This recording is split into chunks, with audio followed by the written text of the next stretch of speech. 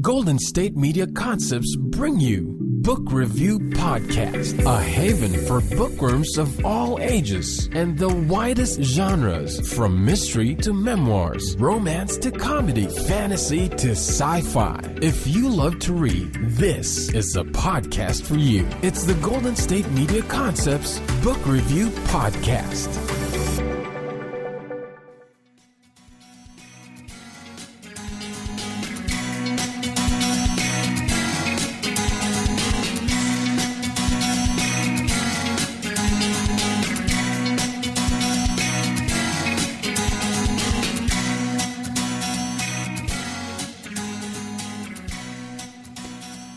Hello and welcome to the GSMC Book Review Podcast, brought to you by the GSMC Podcast Network. I am your host, Sarah, and I would love to welcome you to another episode of our podcast, another interview episode. I hope you had a great weekend. I hope you found some time to do some reading. Our weekend was pretty quiet as usual. We've been kind of laying low lately for a lot of different reasons, which is okay.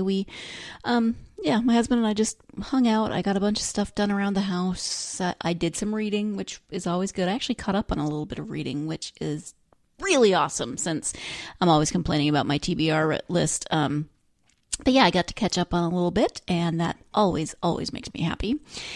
At any rate, speaking of reading and speaking of books, I have an interview today. As I mentioned on Thursday, at the end of that episode, I am interviewing author Andrea Thome about her book, House of Belonging. This is the third in a trilogy, the Hesse Creek trilogy. And let me give you the description of this third book. Who can we count on? The family we're born into, or the one we create for ourselves?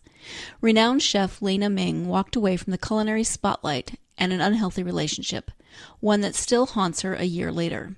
She's trying to start fresh in the Rocky Mountains, opening a concept restaurant on the banks of the Roaring Fork River, where she hopes she'll be able to express her passion for food and bury her heartache. Horse rancher Logan Matthews moved to Aspen to be near his sister and her husband, grateful for his newfound family. Since a chance meeting with Lena the previous summer, Logan's been enchanted, but she doesn't want anything to do with him, which makes her all the more appealing. Despite Lena's efforts to protect her heart, Logan has been on her mind too, and he has a way of turning up in the most unexpected places. Can they learn to trust one another and finally find the sense of belonging they've both been searching for? So that is the description of House of Belonging. It is the third in a trilogy, the Hesse Creek trilogy.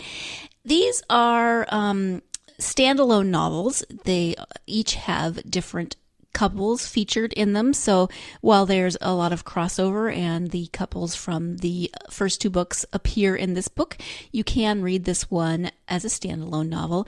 I will say, had I not known that this was a trilogy or this was one of a series, I definitely would have known in the first chapter, because the first chapter starts with a wedding, and there are I almost wish that I'd read the first two, had a chance to read the first two. I still would like to read the first two, just to keep the characters straight, because it is a wedding. So kind of all the characters from the first two books are at the wedding, and there's just suddenly in the first chapter, just a lot of names. And I was having a little bit of trouble keeping them all straight. It got easier as the book went on, but I could definitely tell it was part of a series. Don't let that scare you off. It's not that big of a deal. I just could tell in that first chapter that there was clearly something else that had happened before this wedding, and that had I read those first two novels, I would have a clearer picture of who all of those names belong to. But again, wasn't a big deal after just that initial reading of, oh wow, there's a lot of character names here. Let's try and keep them straight in my head. So these are three standalone novels, but you can read them as a trilogy, of course. You can read them as a series. You could probably read them. I mean, I read the third one first, as keeps happening to me. I keep reading later books in series first, and then I have to backtrack, which is okay. I don't mind that. Lena and Logan are kind of typical and atypical romance characters. I mean, they have that initial resistance and then start to develop a friendship, and then definitely have that chemical attraction that happens in romances. They are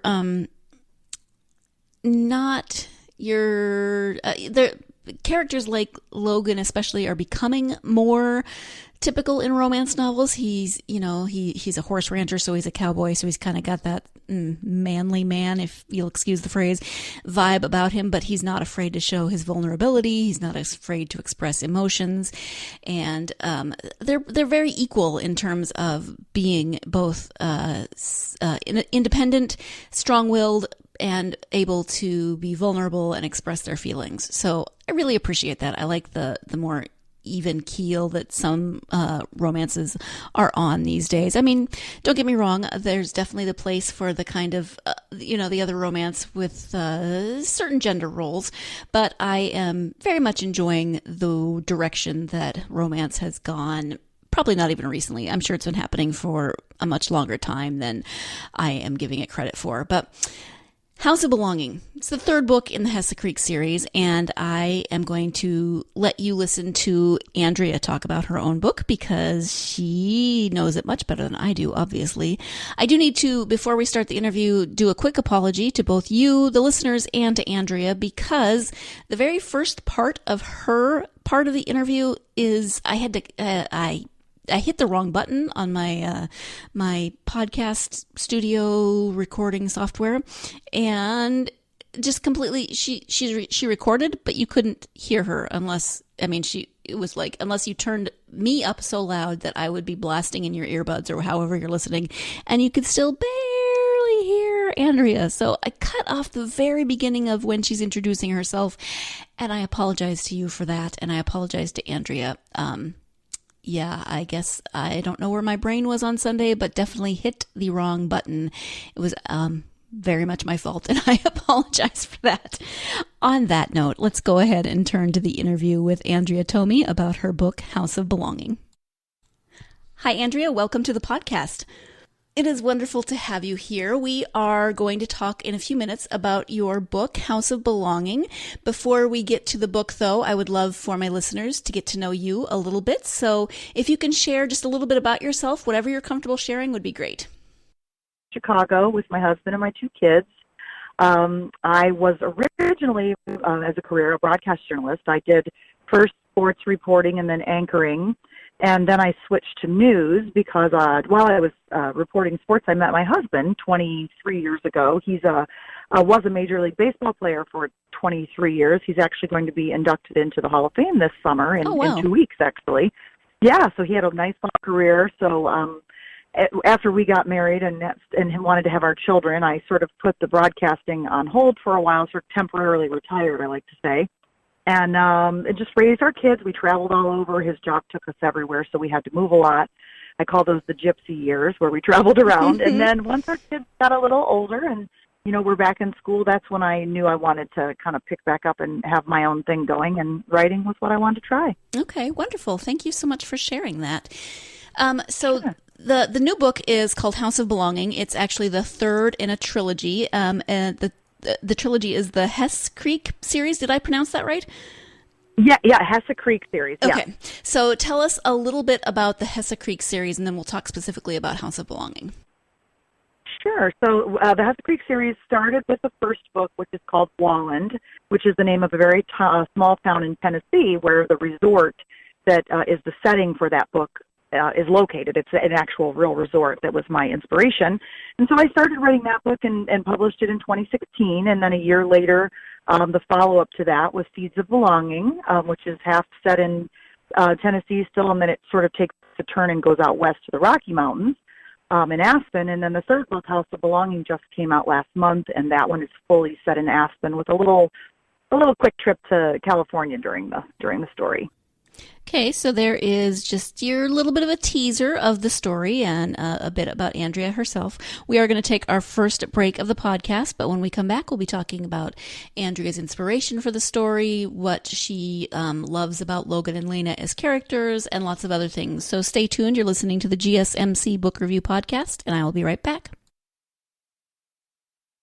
Always on the go, but the day just won't be one without your Hollywood fix. Let Golden State Media Concepts Entertainment Podcast take care of that. An all-inclusive look of pop culture.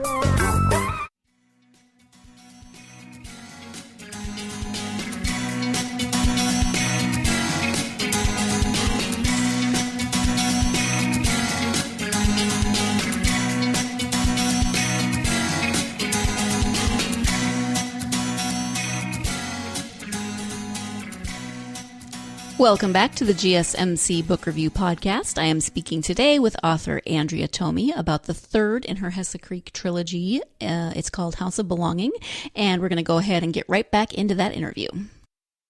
What was your inspiration for House of Belonging? You know, so I knew that it was going to be a series about, or a 3-book series midway through writing Seeds of Intention, the second book. And I was watching at the time, I watched a documentary about a female chef named Dominique Crenn. And I just found her to be so inspirational, and her story, and she talks about how being a woman in as a chef is very difficult. It's a man's business. And so to be a woman and to make it and to get Michelin stars and do everything that she achieved, I just found that so interesting. And food as art, visually, I think is really cool. And I had a character from my first book that kind of came back to me, and she was a very small, minor character in Walland, and her name was Lena Ming. And I thought, oh my gosh, the third book is about her. And Dominique Crenn was my inspiration for Lena, and so that was the whole jumping off point for it. Okay, thank you. Let's talk a little bit more about Lena, and the main characters are Lena and Logan. So what about them do you think will resonate with readers? Well, I write characters that I want the women to be strong and smart and independent, but still soft and vulnerable. I sort of model them after my children, like how I hope that I'm raising my children to be as adults.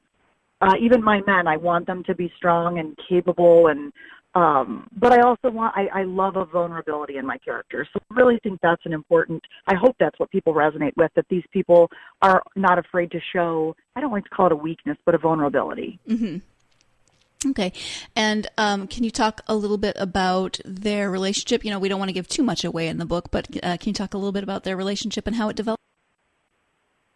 Sure. I think so. Logan is a character that was first introduced in Seeds of Intention, the second book, and he is somebody's brother that's the main character in that book. And he's recently been in town about a year and a half in Aspen. And when Lena comes in, he's been kind of keeping his eye on her. He finds her intriguing, but he's not interested in really, in being in a relationship until he is. and once they get to know each other, there's sort of that chemical thing that happens between two people, just sort of that magnetism that they can't stay away. So I think it's when you find the puzzle piece that matches yours, it's a pretty cool situation. Yeah.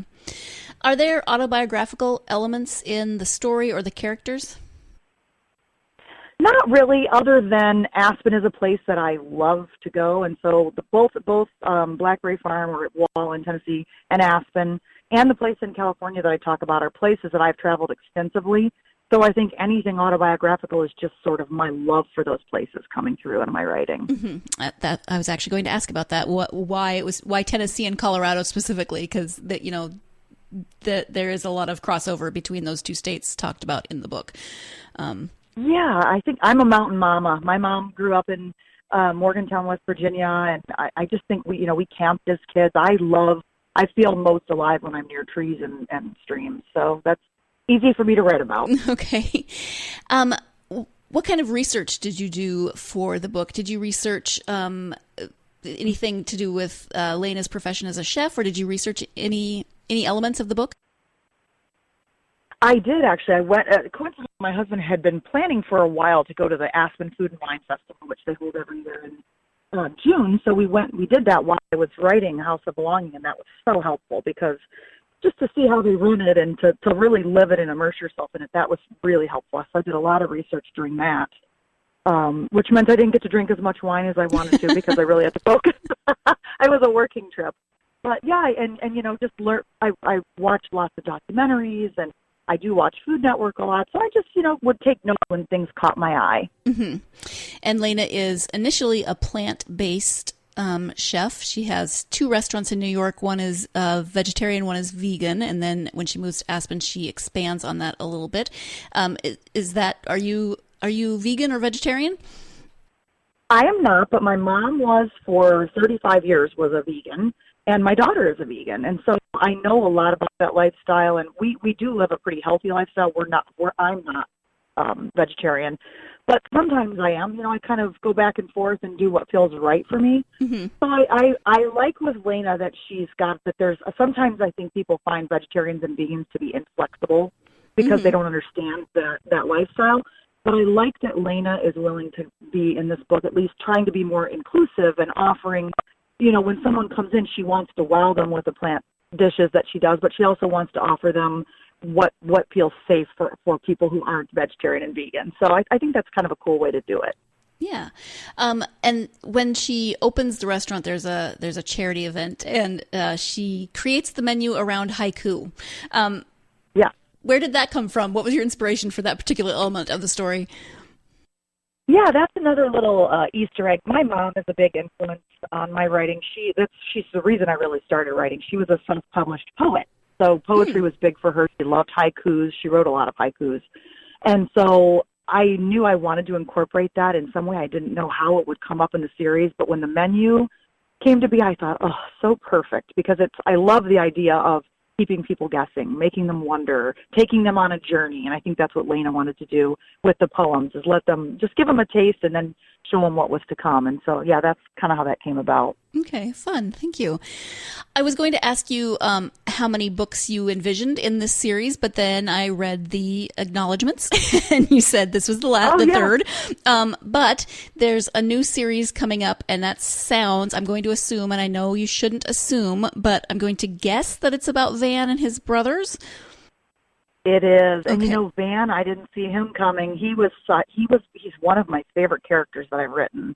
I think he's so interesting, and I think there's so much there that it was sort of instantaneous, but I thought, not only am I going to write a book about him, but I think there's a series there. I think there's 3 books. I know he has 2 brothers, and I keep saying, okay, it's going to be about he and his 2 brothers, but as I'm writing it now, I almost wonder if it's going to be about the women in their lives being the headliners as the top 3. So we'll see as it develops what happens. Mm-hmm.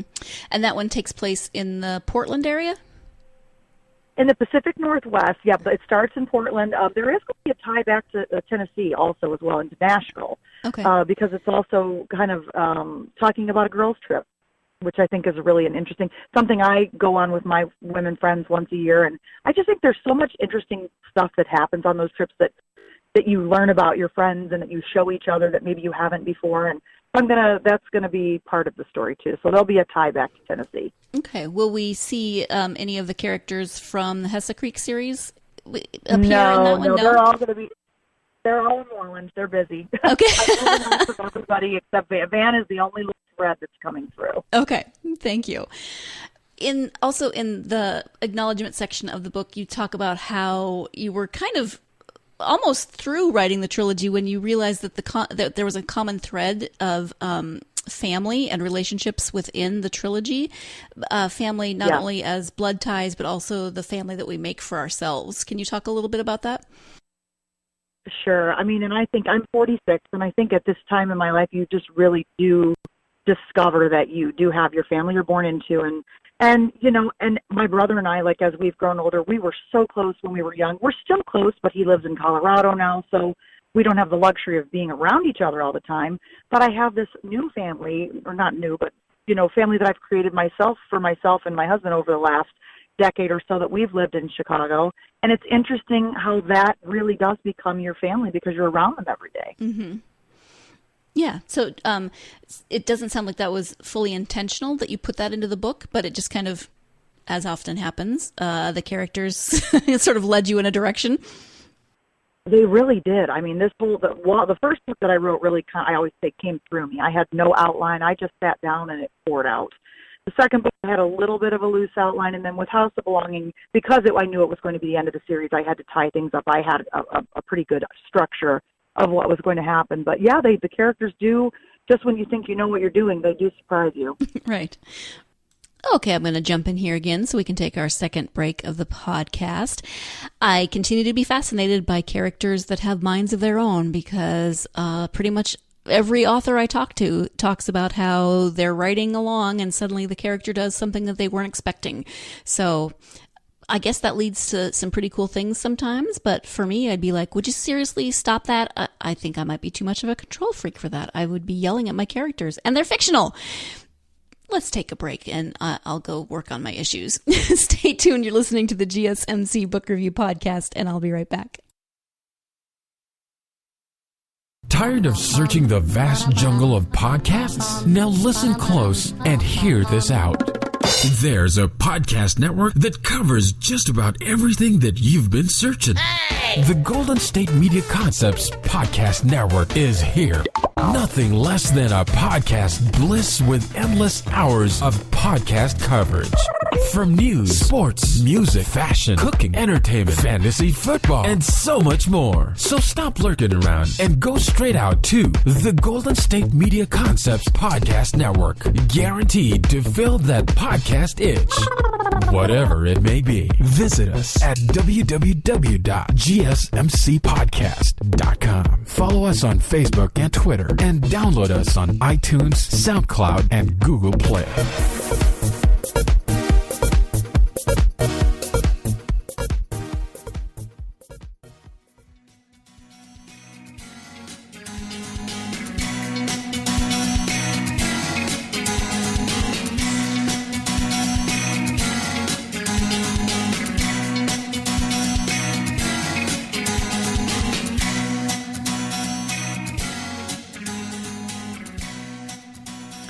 Welcome back to the GSMC Book Review Podcast. I am speaking today with Andrea Thome, author of House of Belonging, the third in the Hesse Creek Series. And I'm not going to yell at my fictional characters anymore because I don't have any. So don't worry. I'll try to behave myself for the rest of the interview. Let's go ahead and get back to the conclusion of that interview with Andrea Thome. So you're working on the series next with Van and his brothers. Do you have an idea for roughly when that might start coming out? I think it's going to, my goal would be sometime between June and September of next year, probably September, just because I've given myself a little bit of liberty with writing. My husband asked me to help work on his Hall of Fame speech with him. So that was a kind of a big undertaking. That's a big speech that he's giving. And so I've been writing a lot of that and blogging and doing different things. So the book writing's taken a bit of a backseat this summer, but I anticipate finishing by the end of the year, by December 1st, hopefully is my self-imposed deadline, and that should get me into production and on schedule for next summer or at the latest September 1st. Mm-hmm. Okay, thank you. So you started your career as a journalist, as you mentioned. So you've always written. What made you decide to go in the direction of writing fiction? Well, I just think I didn't realize, if I would have known everything probably that it takes to do this as a profession, I don't know, it might have scared me. So I think ignorance is bliss. I started writing this way almost as a sort of cathartic process after my mom died, just to sort of, I wanted to write something with a happy ending. We'd been through kind of a long illness with her, and it was really tough, and I knew she loved writing so much, so I wanted to do it, pay homage to her sort of in this way, and then this story just came out, and it was happy and uplifting and made me feel better. So it was like free therapy. I think and once I knew how good it felt, I couldn't stop. Okay. Do you have then advice for aspiring authors, besides maybe ignorance is bliss? Yeah, I think don't be discouraged if you do think that it seems like a lot, because it is doable. I started with virtually zero knowledge of anything. I finished my first novel and didn't even have anything in place for editing and had to go and kind of do all that. So it's doable, and it's fun, and it's interesting, and I think it's made me grow so much as a person. So I think if you even have an inkling that you might want to do it, sit down and start writing. And I would say treat it like a job. Really try to write a little bit every day. Set yourself a goal. That's helpful. Mm-hmm. Do you have any certain rituals around your writing? Do you have, some authors talk about Pinterest boards or playlists or things like that. Do you have anything like that when you write? I have both of those things, actually. I didn't know that was a thing, but I have, on my website, I actually have playlists for the first two books I'm about to publish, the one for House of Belonging, that music that had inspired me during the writing. And then I also have Pinterest boards, but I keep those private because those are like pictures of my characters and pictures of things that sort of inspired me. At some point, I think I'll get brave enough to make them public, but I don't want to plant any seeds for people. You know, people say, what does Wyatt look like, or what does Lena look like? And I think when I'm reading a book, I love to create that for myself, and I don't want to ruin somebody else's idea of what they look like by showing them what I think. Right. So mostly they're just for you to kind of keep track of the story and the characters, etc. Reference. Yep. Yep. Okay. When you have time to read, what are your favorite genres, and do you have favorite authors? Oh, I have a lot of favorite authors. They're all over the place, though. I love Monk Kid. I loved The Invention of Wings was one of my favorite books. I love Jojo Moyes. I loved Frank McCourt, who wrote Teacher Man and Angela's Ashes. As far as, something that I've been reading recently is I've been reading some YA because I had somebody approach me and ask me about writing YA, so I thought, well, I better learn a little more. And I just read a couple of books by Jen Bennett. She wrote Starry Eyes, and then she wrote Anatomical Shape of the Heart. I loved her writing. I thought she was really clever and funny, and I enjoyed her work very much. And it's interesting, YA is written primarily from the first person, so that's got me thinking too. Mm-hmm. She writes young adult. Was there a specific genre? Romance, sci-fi? What was her genre? Hers is not sci-fi. It's romance, I would say, primarily, but it's sort of like coming of age novels. Learning about young people learning about themselves, but it's not dystopian or any of that stuff. It's very, and which I've read a lot of that too. I've obviously read the Twilight series. I've read the Divergent series. So I read a lot of that too, which I think there's room for everybody. It's all good. Yep. Thank you. You mentioned that you have a website. So can you tell us where we can find your website and where we can find you on social media? Oh, sure. So my website is easy. It's just www.andreathome.com. So my name, it's pretty user-friendly. I think you can poke around. You can see, I took the photographs of all 3 covers of my books, and that's something that I really enjoy. Photography. So I have a lot of photographs under each book title that you can see, like, inspiration of the places anyway. So I have Aspen photographs and photographs in Tennessee. So that's all on my website, and my blogs are on my website. And then I'm also on Facebook under Andrea Thome Author, and Twitter, just Andrea Thome, and Instagram. So I share a lot of and I try to keep each of my social medias different. I don't like to if I put something up on Facebook, unless it's like if I'm going to share this interview, which I would love to do, I'll put it across all platforms. But I put different things on Instagram that I put on Facebook, and I like to keep it interesting, hopefully. All right, fun. Thank you. So we've talked about a lot, but is there anything else that we haven't covered that you would really like people to know about your books or writing in general, or anything that we haven't covered? Well, one last thing I do love to do is, I'm really fortunate, to have had a life. We've traveled a lot and done a lot, and philanthropy's been a big part of what we've done. So whenever I have local book signings in any of the cities that I visit, for example, I've got one coming up in Minneapolis next month, and so I donate all of my proceeds when I do a local signing to a charity that is in that city, and I really work hard to find one that I think is going to really benefit from the dollars raised, where all the money goes really toward people that need it. So that's something that's been really fun for me to give back in that way, and I think it encourages people to come out, and I love that people still like to read a hardback or a paperback book. I love to read online too, but there's something about holding the pages in your hand. Mm-hmm. Yeah. Thank you so much for that. Can you share the charity that you'll be donating to in, you said Minneapolis? I'm still finishing the details on that one in particular. Okay. I'm down to 2, so I haven't quite decided yet. But, like, for example, here we support, when I just did my book launch in June, I supported the West Suburban Community Pantry, which is near our house, and I've worked with them, my husband and I, for years.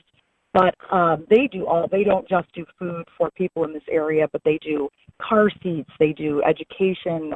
It's a really incredible place. So I choose places like that are, where I think the Red Cross does amazing work. It's a bigger organization. I really do try to choose something small and grassroots where it's going to maximize the giving. Mm-hmm. Wonderful. Thank you for that. I appreciate it. Sure. Well, I don't want to take up too much of your time. I know you're at baseball right now. So yeah, I'm at my son's tournament. Wonderful. I will let you get back to that, but I really appreciate you taking the time out of your Sunday to sit down and talk to me. The book is House of Belonging. It's the 3rd in the Hesse Creek trilogy. So, Andrea, thank you so much for joining me today. Sarah, I'm so grateful, and honestly, on behalf of all authors, thank you for what you do, because we could not get the word out about our work without people like you who are so generous with their time in promoting it. So thank you. Oh, thank you for that. I really appreciate it. I will let you get back to your son's baseball, so enjoy your day. Thank you. Happy summer to you. Thank you. You too. Once again, I want to say thank you so much to my guest, Andrea Thome, for taking the time out of her Sunday to join me. As she said, she was there at her son's baseball tournament, so she took time to sit in the car and talk to me, which I thought was pretty cool. So, Andrea, thank you so much. Again, the book is House of Belonging. It is the third in the Hesse Creek trilogy, and if you like that trilogy and you like the character of Van, then you have his story and his brother's stories to look forward to coming up in the next little bit. Let's just go with a little bit, even though it's a little more than a little bit. Definitely check out Andrea's books on Amazon. You'll be able to find all of her links for her website and her social media on the blog post, which is www.gsmcbookreview.blogspot.com. One of these days, I'll be able to say it without having to stop and figure out what in the heck I'm saying. Thank you so much for joining me. I hope you will join me again next time when we talk more about books. But in the meantime, instead of talking about books, why don't you go out there and get lost in a good book? Thanks.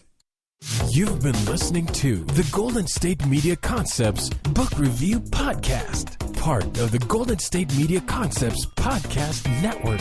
You can find this show and others like it at www.gsmcpodcast.com. Download our podcast on iTunes, Stitcher, SoundCloud, and Google Play. Just type in GSMC to find all the shows from the Golden State Media Concepts Podcast Network, from movies to music, from sports to entertainment, and even weird news. You can also follow us on Twitter and on Facebook. Thank you, and we hope you have enjoyed today's program.